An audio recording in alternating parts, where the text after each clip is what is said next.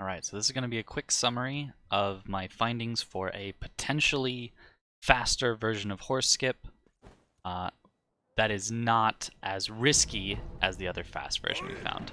To start, I'm just going to show a consistent version that we used to use. It's actually the version that's used in the current world record. So this one is not the new strategy, but you know, if you're just looking for a horse skip, this is a pretty consistent one that you could use for like a top 5 time. And afterwards I'll show the new strategy. So just for comparison, this consistent one always works. He'll always fall off pretty quickly, but you do have to go to the island, which is a little slow, and you end here at a time of 621.9, about 622. I got some variance there from like 621.5 to 622.5, but you know, somewhere in that range. All right.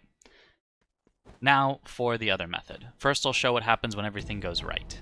So first of all, you go just left around the fence, go right there. You have to actually move slightly right to get out of his melee range, or it affects his AI.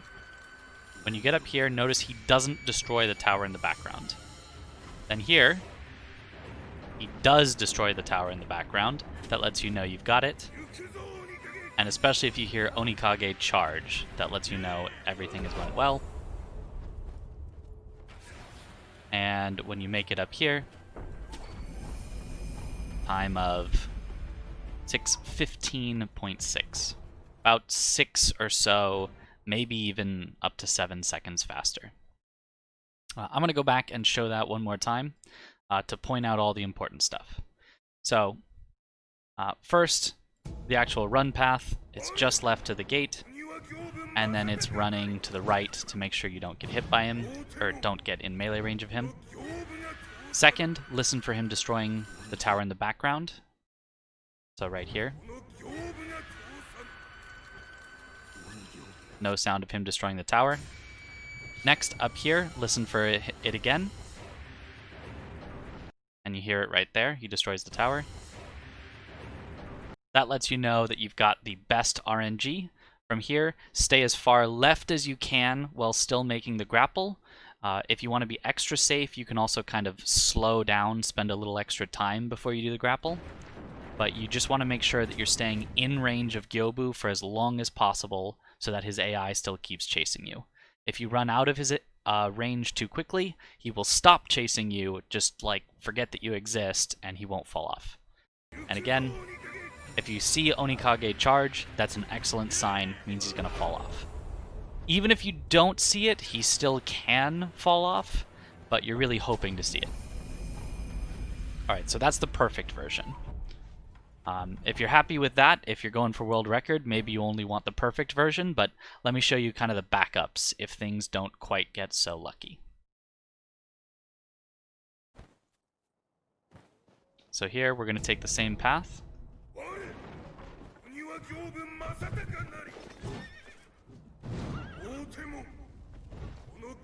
And once again, he does not destroy the tower right here.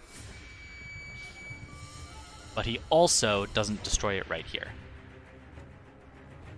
This lets me know I need to do a slight backup of hanging left here, heading over to this branch and waiting for him to fall.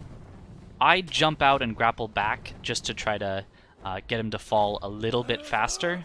I'm not actually sure if it does help, but it feels like it gets him to run around the tree a little faster before I come up here.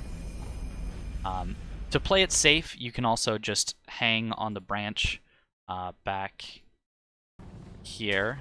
Instead of jumping off and going back, you can just hang on the branch and watch him fall off. That's the safe way to do it, but obviously loses a little bit of time compared to kind of YOLOing on. And the final time that this ends with is a 621.3. A tiny bit faster than the consistent method, but really about the same as the consistent method. So that's your backup if you don't get the best luck. Now, there's also cases where you get really bad luck. So here, exact same path. But this time he is going to destroy the tower in the back. Hear it right there.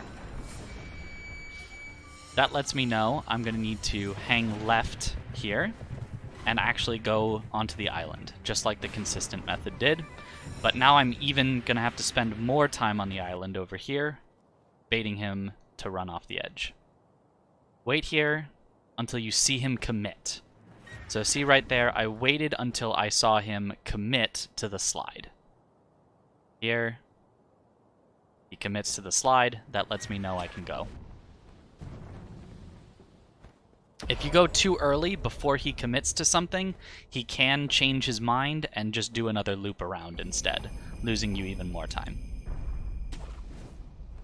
And this ends up at a 627.7, so 5 to 6 seconds slower than the consistent method. That's like the worst case scenario. And then lastly, we could again get unlucky, but have a slightly different backup. So we listen for him breaking the tower. There it was. Lets us know we need to go to the island.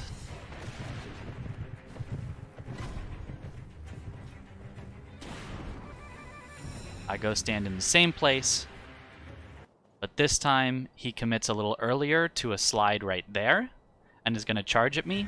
I wait about an extra second to make sure he's actually going to fall off, and then I keep going on. If you start going immediately when he starts that slide, he actually won't quite fall off, but as long as you wait like a second or two after he starts the slide, he'll fall.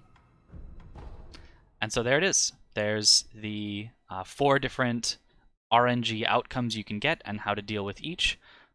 Hopefully this helps, and if anyone else finds an even better setup for this that's more consistent, then that would be awesome. All right, that's it.